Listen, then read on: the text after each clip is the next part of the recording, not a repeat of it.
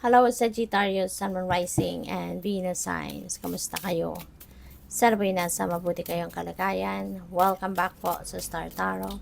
At kung bago kayo rito, welcome din po kayo. Please subscribe, like, share my videos, and leave me a comment kung naka-resonate kayo. Thank you.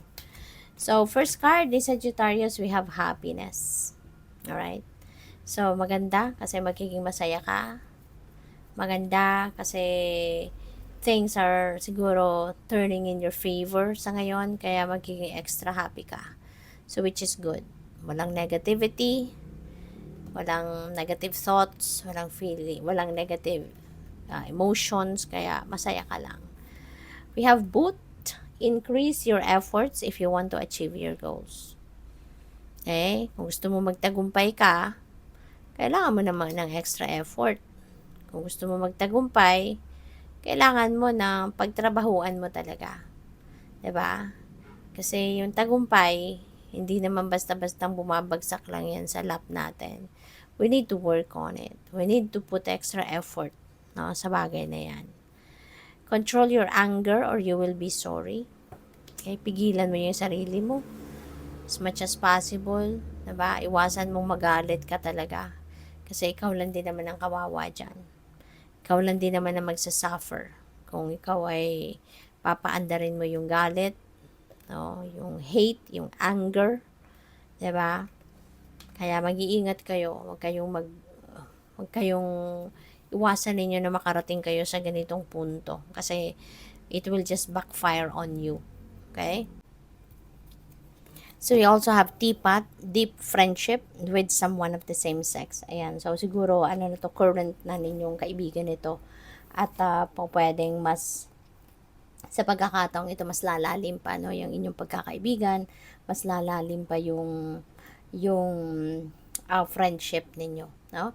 Maaring mas mapapatunayan ninyo na yung taong ito talaga ay maaasahan at isang tunay na kaibigan. So, we have cobweb, protected from negative forces beyond your control. Napakagandang message para sa inyo, no? Ina-assure ka siguro ng divine, na protected ka, divinely protected ka from negative forces, no? Lalo-lalo na doon sa mga sitwasyon na hindi mo kontrolado.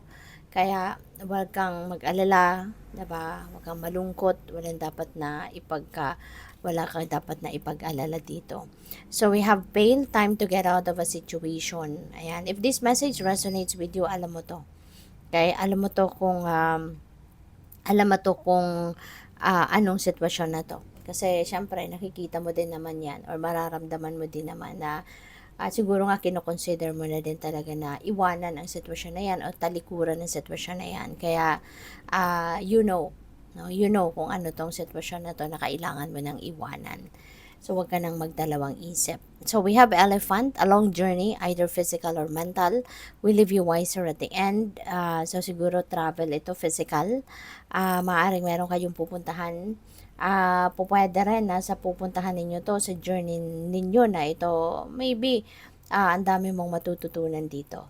No, pwedeng there's a lot of wisdom, lessons that you will learn from here, or pwedeng knowledge, academic knowledge, 'di ba? Baka yung travel na to pala related sa mga training workshops, mga ganyan, pag-aaral, pwedeng ganun, no?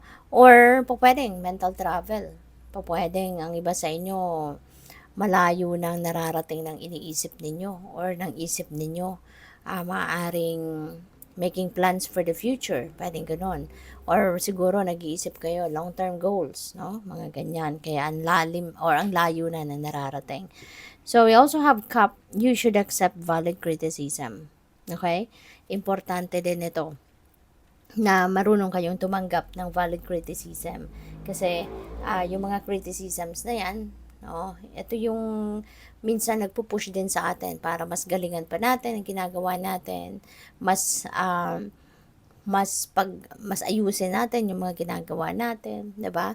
Ito yung parang critic, 'di ba, sa atin, no, na yun din yung makakatulong din sa atin para mas maging maayos, mas maging magaling, mas maging organisado tayo, no? Depende sa kung anong komentaryo, no, ng mga tao. So, we have not unsuccessful plans. Meron ditong mga plano siguro kayo na hindi magtatagumpay, hindi ibibigay sa'yo, and yan ay mga hindi dapat na ikalungkot ninyo or hindi dapat na ikagalit ninyo sa universe. Kasi ganun talaga, 'di ba? Kung hindi para sa'yo, hindi yan ibibigay sa'yo. If it's not best for you, no, kahit anong gawin mo, 'di ba? Magalit ka man sa universe, wala din, no? Wala din magiging magandang resulta yan. Kaya kailangan lang na um, mag-surrender ka, no? Or surrender mo na lang ang lahat. Kasi kung anong para sa iyo, it will be given to you in God's perfect timing, 'di ba? Kaya kung meron kayong mga plano na hindi mag-come to fruition sa ngayon, simple lang 'yon, 'di ba? Simple lang. It's not meant for you.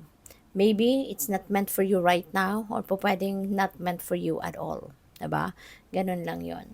Kaya, ayun, maghintay lang tayo ng tamang pagkakataon, sumunod tayo sa agos ng buhay. Kaya nga importante na lagi tayo makikinig, no, sa ating intuition kasi it will lead us towards the right path. Okay? So, we have arrow. You are on the right path regarding some aspect of your life. Ayan. So, alam din naman ninyo ito, no, na kung nasa tamang daan kayo, nasa tamang direksyon ang tinatahak ninyo, alam mo yan, marirealize mo din yan. Kasi, mapapansin mo, diba, na kung tama, yun yung best para sa'yo, yun ang right para sa'yo. No? Things are going to be smooth sailing. Diba? Mapapansin mo na lahat maayos, lahat magaan, diba? Yung ganon. Kasi kung hindi yan para sa'yo, there will be delays, there will be blockages, merong unti-unti merong problema, konting kibot, may problema, may setback, yung gano'n. So, those are the signs, 'di ba? Na kaya mapapansin mo kung nasa tamang daan ka or nasa maling daan ka. Okay? So, we have dolphin. Napakaganda nito kasi financial gain ito na paparating, and this is usually coming from something you did in the past. So, pwedeng investment ito. Maaring nag-invest kayo kung sa anuman in the past, at maybe ngayon dadating na yung profit ninyo. Maaring sa ngayon makukuha nyo na din yung financial reward ninyo. Pwede rin na may sale of property ka, 'di ba? Maaring nagbenta ka ng lupa, nagbenta ka ng bahay, 'di ba? So yun, investment mo din yun, no? Kaya maaring ngayon malaking amount of money ang dadating. So, we have light-hearted and carefree time. Ayan, no? Kaya maging masaya kayo. Kasi, kumbaga, mas magiging magaan ang pakiramdam ninyo. 'Di ba? You're just going to be feeling, light ngayon. 'Di ba? Wala siguro kayong masyadong iindahin. Wala kayong masyadong, yung hindi kayo magpapaka-stress, kumbaga, no? Kaya magiging carefree lang kayo and light-hearted sa ngayon. Yung parang gusto lang ninyo na mag-chill. So, which is good, 'di ba? Kailangan din ninyo yan. At saka, kailangan talaga, no, na wag tayong magwo-worry, wag tayong mag-stress about something or about someone, 'di ba? Choose to be happy. Alright? Kasi laging decision mo yan. So, good luck po. Thank you for watching. Love and light. Namaste.